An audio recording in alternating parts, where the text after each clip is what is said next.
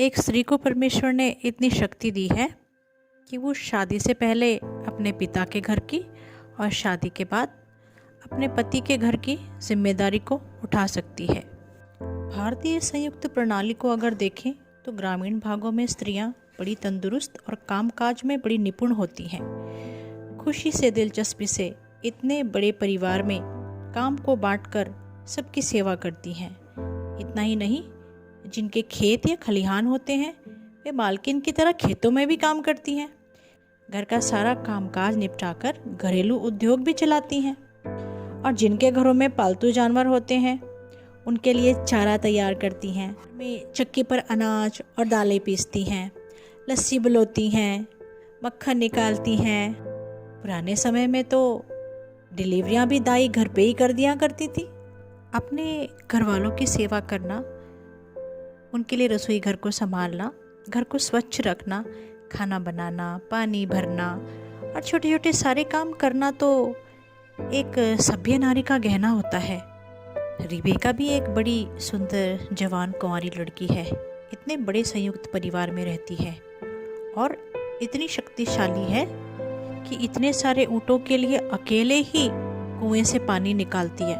सोचिए तो एक ऊँट कितना पानी पीता होगा। इतनी तंदुरुस्त है कि अपनी नाक में वो आधा तोला सोने की नथ पहन सकती है।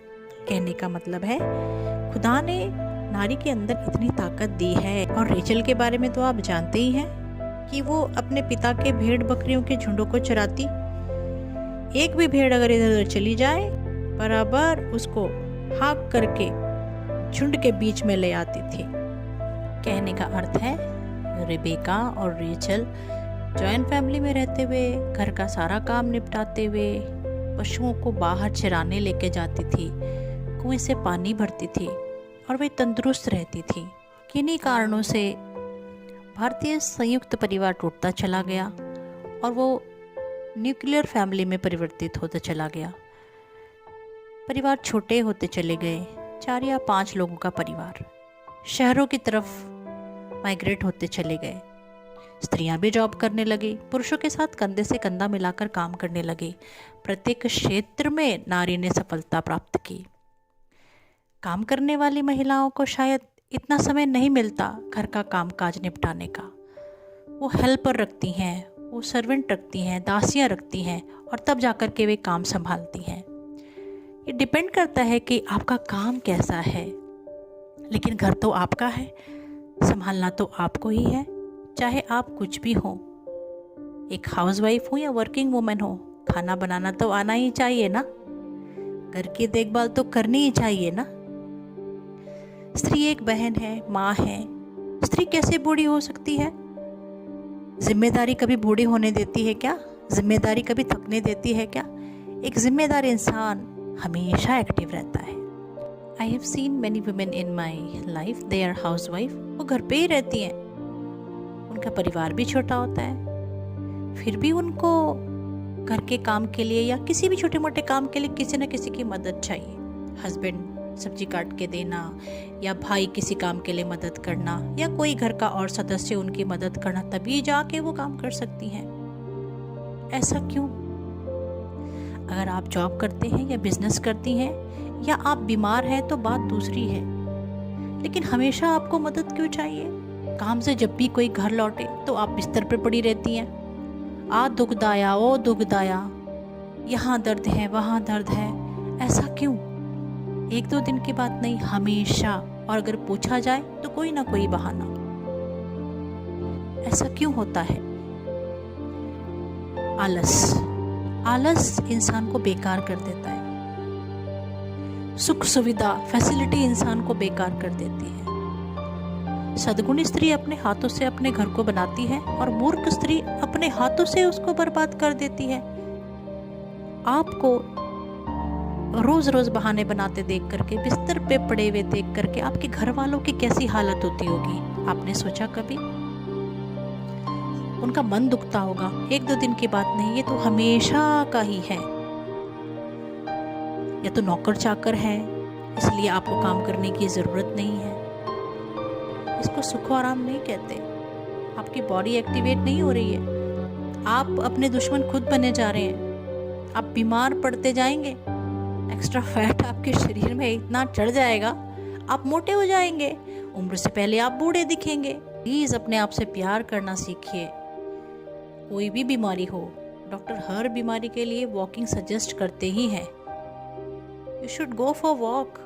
आपके घर वाले आपको एक्टिव देखेंगे, तंदुरुस्त देखेंगे तो वो भी खुश रहेंगे, आपके घर में खुशहाली रहेगी। अगर आपने अपना यही हाल बना के रखा तो एक दिन आप खुद को शीशे में देखेंगी और अपनी ही उम्र की दूसरी स्त्री को भी, जो आपसे ज़्यादा स्लिम है, हार्ड वर्किंग है, एक्टिव है, आपसे ज़्यादा यंग दिखती हैं, वो घर पे रह के भी अपना ख्याल रखती हैं, अपने बच्चों का ख्याल रखती हैं। और जो स्त्रियां बाहर काम करती हैं वो भी अपना ख्याल रखती हैं, अपने घर का ख्याल रखती हैं, वो आलस नहीं करती हैं, अपने दासियों को काम बताती हैं, अपने नौकर नौकरानियों को काम बताती हैं और खुद भी व्यस्त रहती हैं, खुश रहती हैं।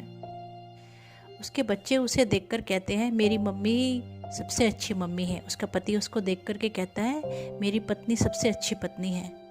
इतने नाजुक न बने, हिम्मत रखें, बिस्तर को छोड़िए, उठिए, जागिए। आप चाहे हाउसवाइफ हैं या वर्किंग, ये ना भूलें कि आप नारी हैं, एक परिवार की जिम्मेदारी आपके ऊपर है। अपनी सभ्यता को ना भूलें, नारी अपने आप में एक सभ्यता है। वापस आएं अपनी सभ्यता में, खुदा से मदद मांगे। क्या आप जानते हैं मार्टिन लूथर जी को? मार्टिन लूथर जी प्रभु यीशु मसीह के भक्त और विश्वास में बड़े धनी व्यक्ति थे। मार्टिन लूथर जी के समेत उनके परिवार में लगभग 9 भाई बहन थे। उनकी माँ ने बचपन से ही उनमें आदर्श जीवन की नींव डाली। आगे चलकर वे बहुत बड़े विद्वान और दार्शनिक बने, परमेश्वर के पीछे चलने वाले व्यक्ति बने। उन्होंने स्वयं को प्रभु के पवित्र कार्य के लिए समर्पित किया। कैसे संभालती होंगी उनकी माता जी इतने बड़े परिवार को? उनकी मेहनत और कष्ट और परिश्रम के चलते ही मार्टिन लूथर जी इतने प्रसिद्ध व्यक्ति बने कि आज उनको मसीह जगत उनके कामों के लिए और उनके सुधारों के लिए याद करता है। परमेश्वर के रास्ते पर चलने वाले महिला के लिए सब कुछ संभव है। जो स्त्री प्रभु से शक्ति, बल, बुद्धि, ज्ञान और सामर्थ्य प्राप्त करती है वो सब कुछ कर सकती है कि हमारा सामर्थ्य प्रभु यीशु क्रिस्त है, उसमें हम सब कुछ कर सकते हैं। Be a woman of God. नीति सूत्र 31 कहता है भली पत्नी कौन पा सकता है, क्योंकि उसका मूल्य मूंगों से भी बहुत अधिक है। उसके पति के मन में उसके प्रति विश्वास है और उसे लाभ की घटी नहीं होती। वह अपने जीवन के सारे दिनों में उससे बुरा नहीं बल्कि भला ही व्यवहार करती है। वह ऊन और सन ढूंढ ढूंढ कर अपने हाथों से प्रसन्नता के साथ काम करती है। वह व्यापार के जहाज़ों के समान अपनी भोजन वस्तुएं दूर से मंगवाती है। वह रात ही को उठ बैठती है, वह भोर को उठ बैठती है और अपने घराने को भोजन खिलाती है और अपनी दासियों को अलग अलग काम देती है। वह किसी खेत के विषय में सोच विचार करती है और उसे मोल ले लेती है और अपने परिश्रम के फल से दाख की बारी लगाती है। वह अपनी कटी को बल के फेंटे से कसती है और अपनी बाहों को दृढ़ बनाती है। वह परख लेती है कि मेरा व्यापार लाभदायक है। रात को उसका दिया नहीं बुझता, वो मेहनती स्त्री है। वह अटेरन में हाथ लगाती है और चरखा पकड़ती है। वह दीनों के लिए मुट्ठी खोलती है और दरिद्र को संभालने के लिए हाथ बढ़ाती है। वह अपने घर के लिए हिम से नहीं डरती, मुसीबत से नहीं डरती। उसके घर के सब लोग लाल और अच्छे कपड़े पहनते हैं। वह तकिए बना लेती है। उसके वस्त्र सूक्ष्म सन और बैंगनी रंग के होते हैं। उसका पति सभा में देश के पुरनियों के संग बैठता है, तब उसका सम्मान होता है। वह सन के वस्त्र बनाकर बेचती है और व्यापारी को कमर बंद देती है। वह बल और प्रताप का पहरावा पहने रहती है और आने वाले काल पर हंसती है। वह बुद्धि की बात बोलती है और उसके वचन कृपा की शिक्षा के अनुसार होते हैं। वह अपने घराने के चाल चलन को ध्यान से देखती है और अपनी रोटी बिना परिश्रम के नहीं खाती। उसके पुत्र उठ उठ कर उसको धन्य कहते हैं और उसका पति भी उठकर उसकी ऐसी प्रशंसा करता है। बहुत सी स्त्रियों ने अच्छे अच्छे काम तो किए हैं, परंतु तू उन सबों में श्रेष्ठ है। शोभा तो झूठी है और सुंदरता भी व्यर्थ है, परंतु जो स्त्री यहोवा का, अपने परमेश्वर का, प्रभु यीशु का भय मानती है, उसकी अवश्य ही प्रशंसा की जाएगी। उसके हाथों के परिश्रम का फल उसे दो और उसके कार्यों से सभा में उसकी प्रशंसा अवश्य होगी।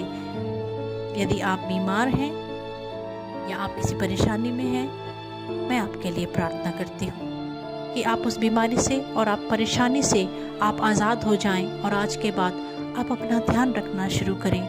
खुदा आपके जीवन में आना चाहते हैं। प्रभु यीशु आपके जीवन में आकर के आपकी सभी तकलीफ़ों को दूर करना चाहते हैं। Let me pray for you.